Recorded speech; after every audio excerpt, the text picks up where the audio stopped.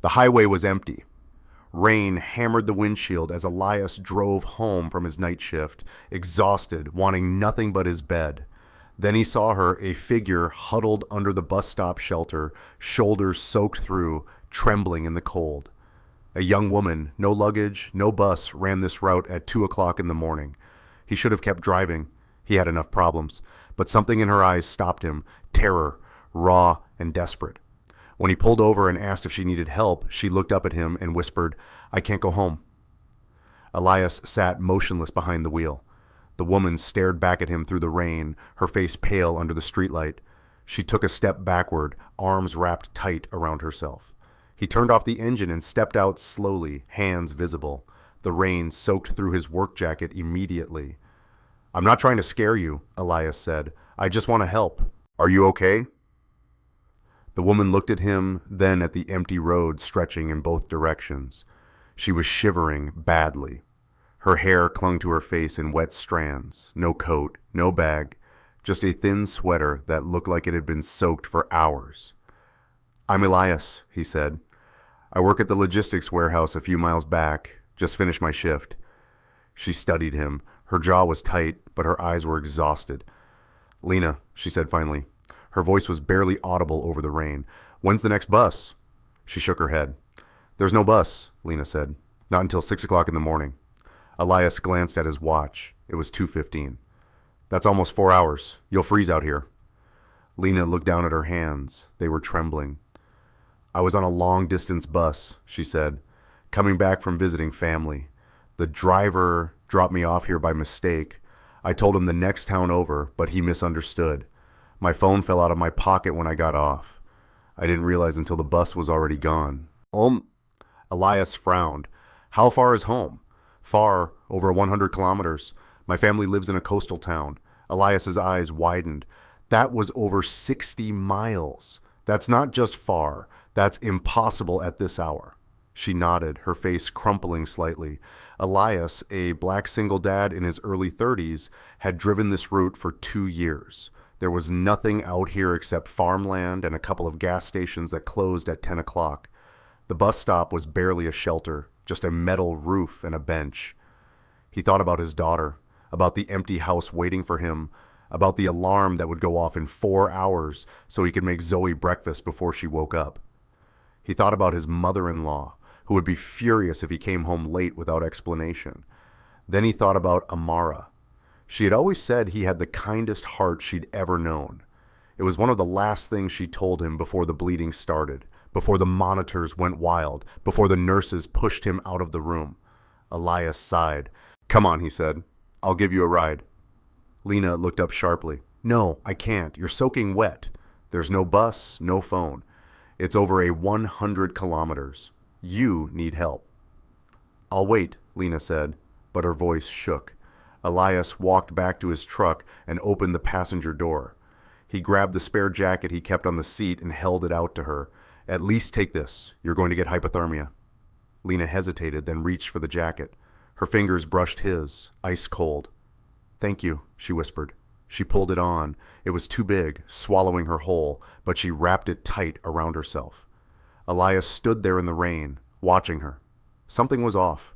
The way she avoided his eyes, the way her story came out too carefully, like she'd rehearsed it. But he didn't push. People had their reasons for things. "I can drop you at a bigger station," he said, one with heated waiting rooms. Lena started to nod, then swayed. Elias caught her arm. "When did you last eat?" She didn't answer. Her face had gone even paler. "Come on, get in the truck." This time she didn't argue. She climbed into the passenger seat, moving slowly, like every step hurt. Elias shut the door and jogged around to the driver's side. Inside, he cranked the heat. Lena sat very still, staring at her hands. "There's a 24-hour diner about 15 minutes from here," Elias said. "I'll take you there. You can warm up, get some food, figure out what to do next." Lena shook her head. "I don't have any money. My wallet was in my phone case." Elias glanced at her. She was shaking harder now, her breath coming in short bursts. He put the truck in gear and pulled back onto the highway. They drove in silence for a few minutes. The rain hammered the windshield. The radio played low, some late-night talk show Elias wasn't really listening to. Then Lena made a soft sound. Elias looked over and saw her eyes fluttering closed. "Hey," he said sharply, "stay awake." Her head lulled to the side. Elias cursed under his breath and pulled over. He reached across and shook her shoulder gently. "Lena, look at me." Her eyes opened, unfocused. This wasn't just cold and hunger. This was shock, maybe worse. Elias thought fast. The diner was still 10 minutes away. The hospital was even farther. His house was 5 minutes down the road. He made the decision. "I'm taking you to my place," he said, "just for tonight. You need to get warm and dry. Tomorrow I'll help you get home." Lena didn't respond. Her eyes were closed again. Elias drove faster than he should have, the truck's tires hissing through the rain. He lived in a small house at the edge of town, the kind of place that needed paint and a new roof, but was clean and safe. He and Amara had bought it 6 years ago, right after they got married, back when they thought they had all the time in the world. He pulled into the driveway and turned off the engine. The house was dark except for the porch light, which he always left on for Zoe. Elias helped Lena out of the truck. She could barely stand. He kept one arm around her waist as they made their way to the front door. He unlocked it as quietly as possible and guided her inside. The living room light flicked on. Sharon stood in the hallway, arms crossed, her gray hair pulled back in a tight bun.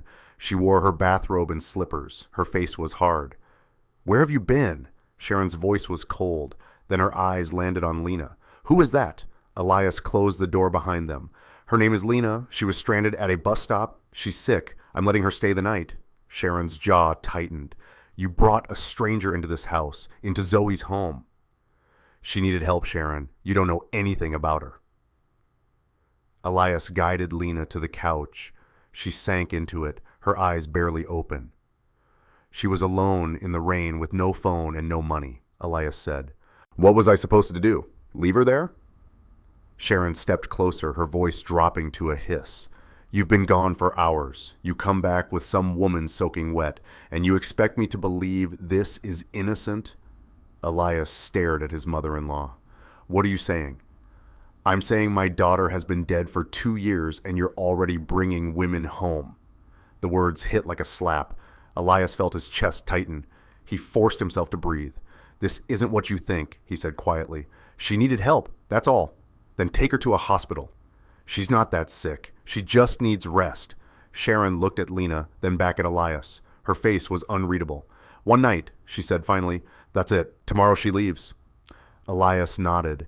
Sharon turned and walked back down the hallway, her bedroom door closed with a sharp click.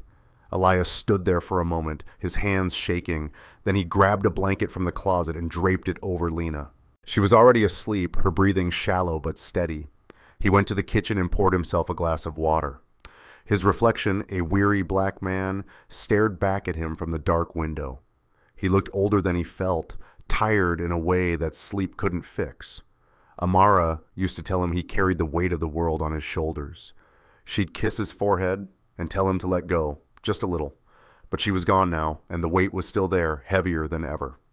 Elias set the glass down and walked quietly to Zoe's room. She was asleep, curled up with her stuffed rabbit, her small chest rising and falling. 4 years old, and already she'd lost so much. He brushed a handful of her tight coils from her face and kissed her cheek. Then he went to his own room and lay down on the bed, still fully clothed. He stared at the ceiling, listening to the rain. Down the hall, Lena opened her eyes. She stared at the unfamiliar ceiling, her vision blurring. She blinked rapidly, trying to hold back what was coming, but it was no use. Lena woke to the smell of coffee and something burning. She sat up on the couch, disoriented. Gray morning light filtered through the curtains. The clock on the wall read 6:15. In the kitchen, she heard Elias swearing softly, followed by the scrape of metal on metal. She folded the blanket and stood, her body stiff and sore. Elias was at the stove, poking at what looked like scrambled eggs with a spatula. They were black on one side. "Good morning," Lena said quietly. Elias turned, startled. He looked like he hadn't slept. "Morning. Sorry if I woke you. I'm not great at this, at cooking, at anything domestic." He scraped the eggs onto a plate. Amara used to handle breakfast. Now it's just me and a lot of trial and error. Before Lena could respond, a small figure appeared in the doorway, a little girl with tangled brown coils and bright eyes clutching a stuffed rabbit. She couldn't have been more than 4 or 5 years old. "Daddy, who's that?" Elias set the pan down and crouched to Zoe's level. "This is Lena. She's a friend. She needed a place to stay last night." Zoe stared at Lena with unfiltered curiosity. "Are you Daddy's friend?" Lena managed to smile. "I guess so. Daddy doesn't have friends, just me and Grandma." Elias's face tightened. He stood and ruffled Zoe's hair. "Go wash your hands. Breakfast is almost ready." Zoe ran off. Elias turned back to the stove, avoiding Lena's eyes. "I should go," Lena said. "The rain hasn't stopped. Roads are bad. I'll manage." Elias looked at her, then really looked at her. She was still pale, still shaky. "At least have breakfast first," he said. Lena hesitated, then nodded. They ate in awkward silence. Zoe chattered about her stuffed rabbit and a cartoon she'd watched the day before. Sharon didn't come out of her room. After breakfast, Elias turned on the radio. The local news was reporting flooding on the highway. A mudslide had closed the main road. All bus services were suspended until further notice. Elias glanced at Lena. "Looks like you're stuck here for another day or two." Lena's hands twisted in her lap. "I don't want to be a burden." "You're not." But the tightness in his voice said otherwise. Sharon emerged from her room mid-morning. She moved through the house like a storm cloud, silent and cold. She made herself tea and sat at the kitchen table, watching Lena with sharp eyes. "What do you do for work?" Sharon asked suddenly. Lena looked up. "I work at a bookstore." "Which one?" "A small one. You wouldn't know it." Sharon's mouth thinned. "Where's your family?" "A coastal town about 100 kilometers from here." "And they don't mind you being gone?" Lena's jaw tightened. "They know I'm safe." Sharon leaned back in her chair, arms crossed. "Do they?" Elias walked in, car keys in hand. "I'm taking Zoe to her friend's house for a play date." "I'll be back in an hour." Sharon stood abruptly. "I'll go with you." Elias frowned but didn't argue. They left together, Zoe skipping between them. The house fell silent. Lena sat alone in the living room, her hands trembling. After a while, she heard the front door open. Elias had returned alone. Sharon had decided to stay with Zoe at her friend's house to give the girls more time together. He walked to the convenience store down the street and bought a cheap prepaid phone. When he came back, he found Lena in the same spot. "Here," he said, handing her the phone, "so you can contact your family if you need to." Lena took it, her eyes welling up. "Thank you. You didn't have to do this." "I know what it's like to feel cut off," Elias said quietly. She looked at the phone in her hands, then set it on the coffee table. For now, she wasn't ready to make that call. The next 2 days passed in strange, stilted rhythm. Lena started helping around the house without being asked. She washed dishes, folded laundry, swept the floors. Sharon, who'd returned with Zoe later that afternoon, watched her with narrowed eyes. "You don't need to do that," Sharon said one afternoon, her voice clipped. "This isn't your home." Lena looked up from the laundry basket. "I can't just sit here and do nothing. I need to contribute somehow." "You're a guest. Guests don't scrub floors." Lena set the basket down. "I'm not a guest. I'm someone you're putting up with because you have to. The least I can do is help." Sharon's expression flickered, something like surprise crossing her face. Then it hardened again. "Just don't get too comfortable." But despite Sharon's coldness, Lena kept helping. She cooked dinner that night, a simple pasta dish, and Sharon ate it without comment. The next afternoon, Lena made tea and brought a cup to Sharon, who accepted it with a curt nod.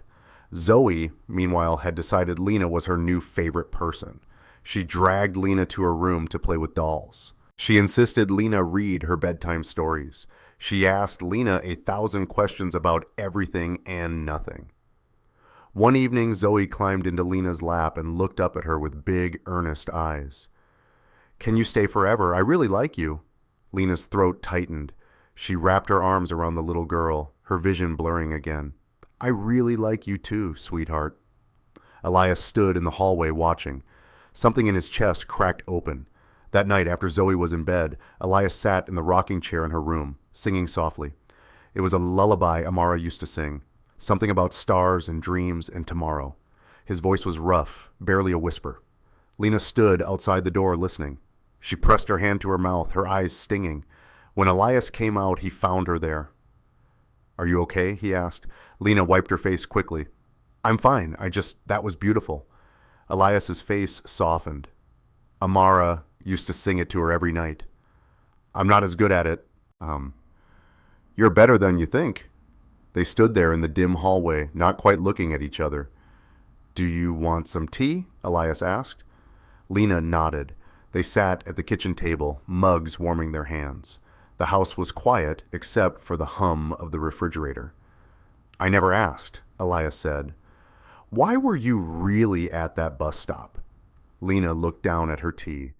"I told you the driver—" "I know what you told me, but there's more to it, isn't there?" Lena was quiet for a long time. Then she sighed. "My family is very controlling. They've planned out my entire life. What I should study, where I should work, who I should marry. I feel like I'm not a person.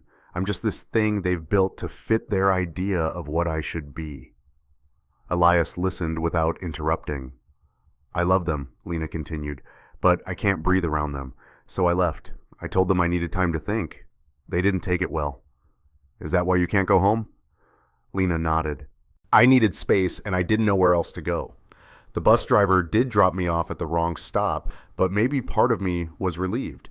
It gave me an excuse to be somewhere else, somewhere they couldn't find me." Elias reached across the table and took her hand. The gesture was so simple, so unexpected, that Lena almost pulled away. "I understand," he said. "Sometimes the people who love us hurt us the most." Lena looked up at him, and for the first time since she'd arrived, she felt something like hope. "What about you?" she asked. "How did you end up here?" Elias leaned back, still holding her hand. "Amara and I met in college. She was studying literature. I was barely scraping by in business classes. We got married right after graduation. Zoe came a few years later." His voice caught. "Amara didn't make it through the delivery. There were complications, hemorrhaging. I was in the waiting room when they told me." "I'm so sorry." "Sharon blames me. She thinks if I'd been a better husband, Amara would still be alive. Maybe she's right." "She's not," Lena said fiercely. "You did everything you could. You're an incredible father." Elias's eyes were wet. "Some days I don't know how to keep going. Sharon's always watching, always judging. Zoe needs so much, and I'm barely holding it together." "You're doing more than holding it together. You're giving her a good life." Elias squeezed her hand. "You make it easier, having you here. It's like the house can breathe again." Lena felt her heart twist. "You make me feel like I'm allowed to exist, like I don't have to apologize for being here." They sat in silence, hands still joined across the table. Later that night, alone in the dark, Lena finally picked up the phone Elias had given her. The screen glowed in the darkness. 2 new messages. "Sweetheart, Mom was wrong. I shouldn't have controlled you like that. Please come home. I promise I'll change. We need you." Lena stared at the screen until it went dark. She didn't know what to do. The days blurred together. The road reopened, but no one mentioned it. Lena stayed. Elias didn't ask her to leave. Sharon watched them both with something that might have been worry or might have been anger. Lena kept cooking. Sharon started complimenting the meals, small, reluctant comments that felt like victories. Lena made tea every afternoon and sat with Sharon listening to stories about Amara, about how she'd loved thunderstorms and hated mornings, about how she'd wanted to be a teacher. Sharon's voice would crack sometimes, and Lena would sit quietly, letting the older woman grieve. One afternoon, Sharon watched through the window as Lena brushed Zoe's hair, the two of them laughing at something. Sharon's face went very still. She remembered Amara doing the same thing, Amara with her bright laugh and gentle hands.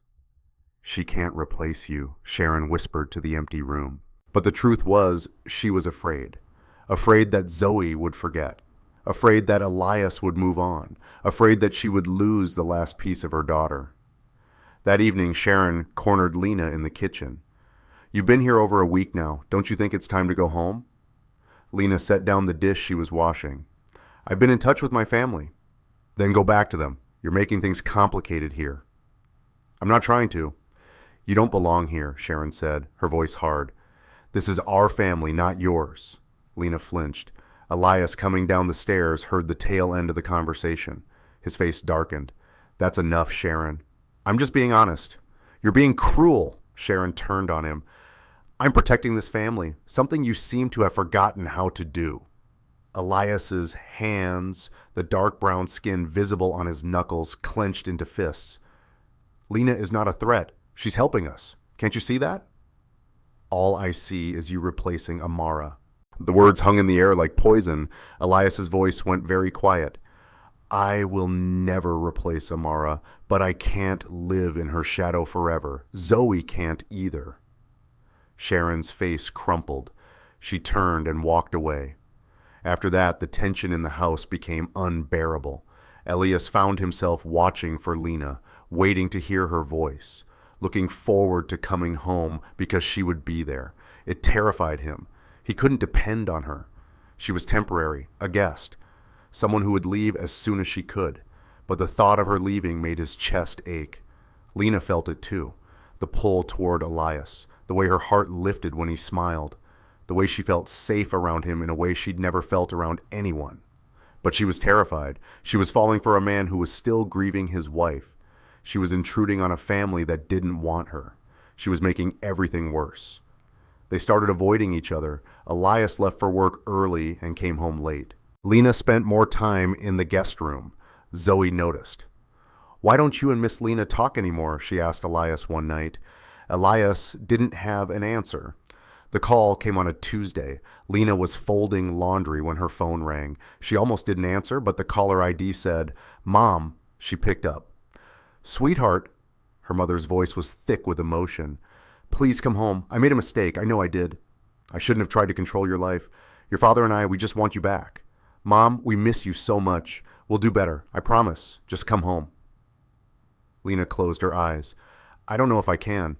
Please, we need you. After she hung up, Lena sat on the edge of the bed, shaking. Her brother texted an hour later, Come home. Mom and Dad are getting old. They need you. We need you. Lena thought about her family, about the life she'd left behind, about the promises they were making. Then she thought about Elias and Zoe and the way this house had started to feel like home, but it wasn't her home. Sharon had made that clear. Lena made her decision. She would leave in the morning before Elias woke up, before Zoe could ask her to stay, before she lost her nerve. She wrote the note late that night, her hand shaking as she formed the words. Elias, thank you for giving me a warm home when I was lost. I have to return to my family now. Please take good care of Zoe. I'm sorry for not saying goodbye. Lena. She left it on the coffee table and slipped out before dawn. Elias came home at 9 o'clock. He'd worked an extra morning shift to avoid the house, to avoid the ache in his chest every time he saw Lena. The warehouse supervisor had been grateful for the help with inventory. He opened the door. Lena, I'm home. Silence. Elias walked into the living room. Her blanket was folded neatly on the couch. The note sat on the table. He read it twice, then a third time. The paper crumpled in his hand. Zoe came running down the stairs. Daddy, where's Miss Lena? Elias pulled his daughter into his arms and held her tight. He couldn't speak. That evening, Sharon made dinner. Elias sat at the table, staring at nothing. It's for the best, Sharon said. She didn't belong here. Elias looked up. His eyes were red. Do you know what Amara wanted? She wanted me to be happy. She wanted Zoe to have a full family. She didn't want us to live like this, trapped in grief, afraid to move forward. Sharon's face went pale. Elias stood, his voice rising. You're killing us with your selfishness. You're so afraid of losing Amara that you won't let us live. You won't let Zoe have a mother figure. You won't let me have a chance at something good. Elias, Amara is in my heart. She always will be. But Lena gave me a reason to keep going. Don't you understand that? Sharon sat frozen, her face wet. Elias walked out, leaving her alone in the kitchen. The next 3 days were unbearable. The house felt empty. No laughter, no warmth, just silence. Zoe refused to eat. She kept asking when Miss Lena would come back.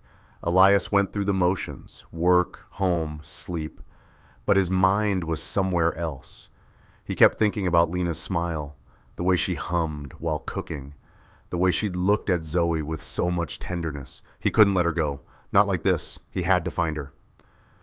Elias asked Sharon to watch Zoe for 2 days. He expected an argument, but Sharon just nodded. "Bring her back," Sharon said quietly. Elias left at dawn. He drove south toward the coast, following the vague details Lena had mentioned, a small town about 100 kilometers away near the beach. That was all he had. The first town he reached looked promising. He parked on Main Street and started walking, the hardware store, the pharmacy, the coffee shop. He showed Lena's photo, a picture Zoe had taken on his phone, to anyone who would look. No one recognized her. He tried the next town, then the next. By late afternoon, Elias's hope was fading. He sat in his truck outside a gas station, his head in his hands. This was impossible. He didn't even know her last name. But he couldn't go back without trying. He drove to the fourth town as the sun began to set. This one was smaller, quieter. Old buildings lined the streets. The smell of salt water hung in the air. Elias parked and started walking again. A grocery store, a laundromat, a tiny bookshop with a faded awning. Inside the bookshop, an elderly woman looked up from behind the counter. "Can I help you?" Elias pulled out his phone. "I'm looking for someone. Her name is Lena. She's about this tall, dark hair, 28 years old." The woman squinted at the photo. "Lena who?" "I don't know her last name. I just know she lives around here somewhere." The woman shook her head. "Sorry, son. Lots of girls named Lena." Elias thanked her and left. He walked until the shop started closing, until the streetlights flickered on, until his legs ached and his throat was raw from talking. He sat on a bench near the town square, ready to give up. An old woman walked by, carrying a basket of flowers. She was small and weathered, her hands gnarled with age. She glanced at Elias and stopped. "You look lost," she said. Elias managed a tired smile. "I'm looking for someone, aren't we all?" He pulled out his phone one more time and showed her the picture. "Her name is Lena. She's from around here. I need to find her." The woman leaned closer, studying the photo. Then her face brightened. "Oh, Lena Parker. Sure, I know her. Sweet girl. Used to buy flowers from me every Sunday." Elias's heart lurched. "Do you know where she lives?" "End of Maple Street. Blue house with a white fence. Can't miss it." Elias stood so fast he nearly knocked the bench over. Thank you so much." The woman smiled. "Good luck, son." "Sir." Elias drove through the darkening streets until he found Maple Street. At the end of the block sat a small blue house with a white picket fence, exactly as the woman had described. He parked and sat there for a long moment, his hands gripping the wheel. Then he got out and walked to the front door. He knocked.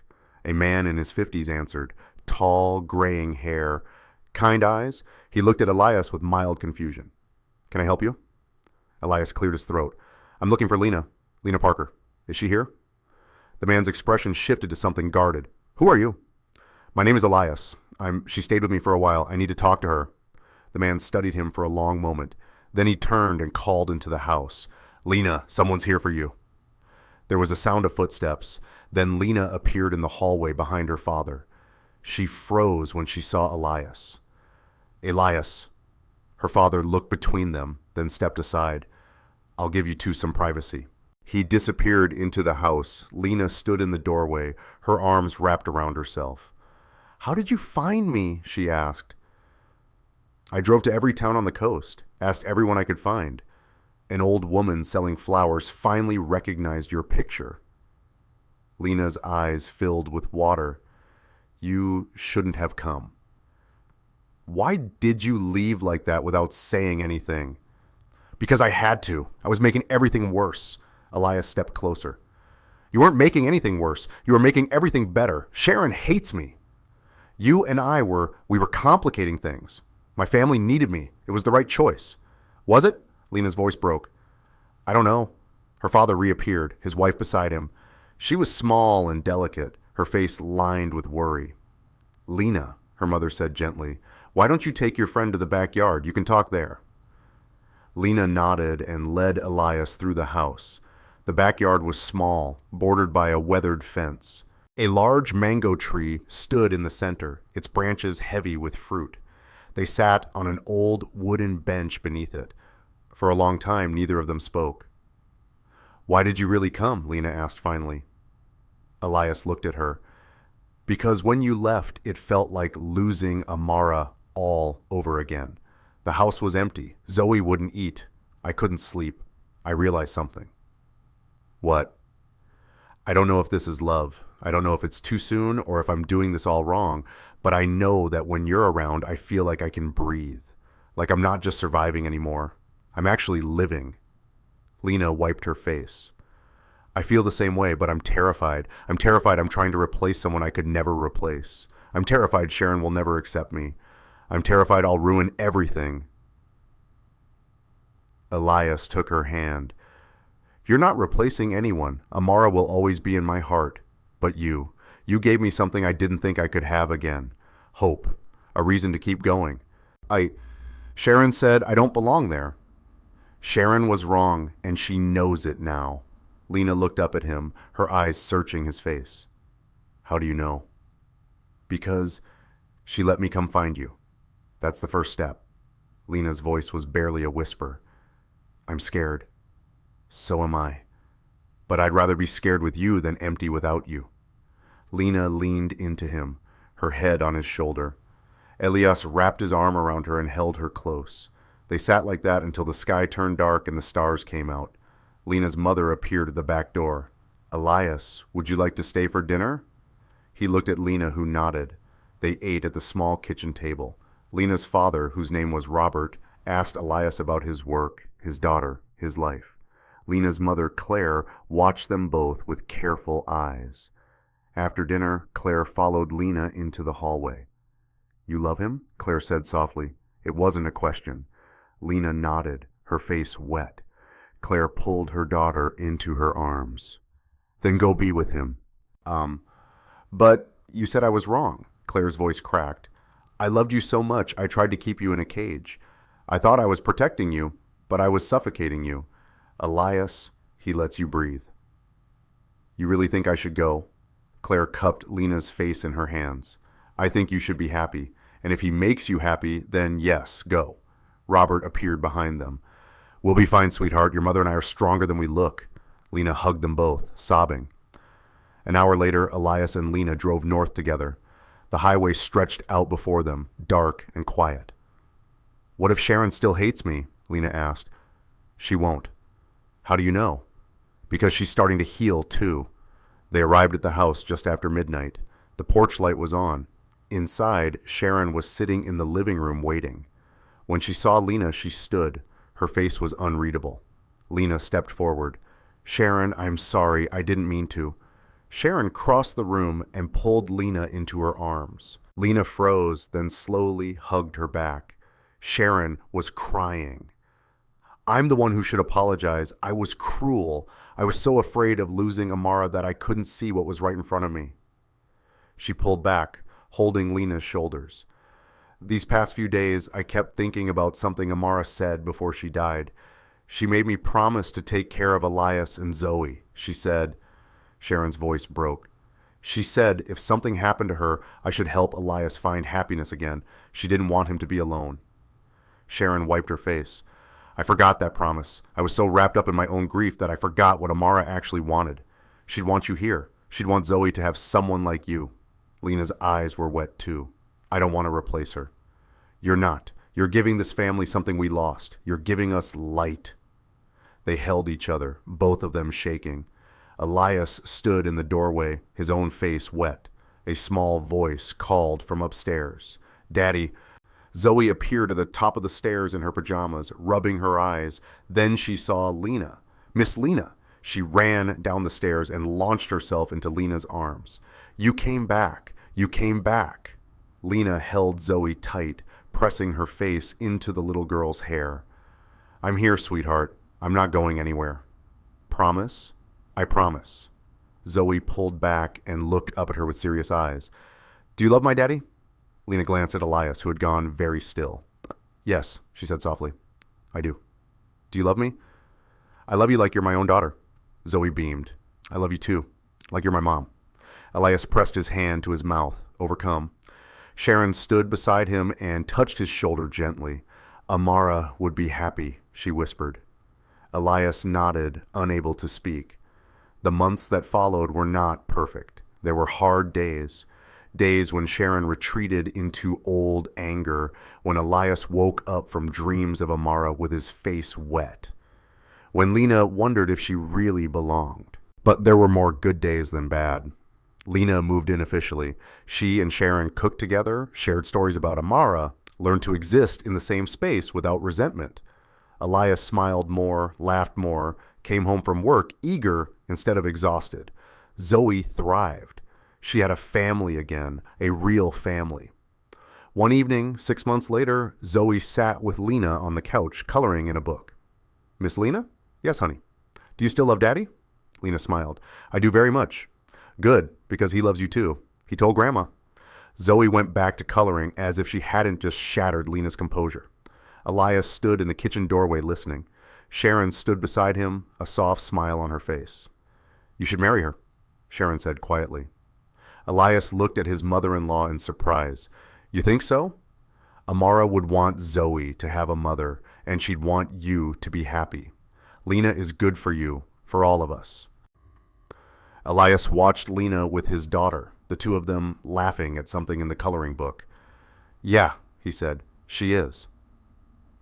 That night, after Zoe was asleep, Elias stood at his bedroom window, looking out at the quiet street. He thought about the rainy night he'd found Lena at that bus stop, about the choice he'd made to stop instead of drive past. Sometimes people cross your path at exactly the right moment, not by accident, but because you both needed saving. Lena had given him a reason to keep going, and he'd given her a place to belong. They'd brought each other.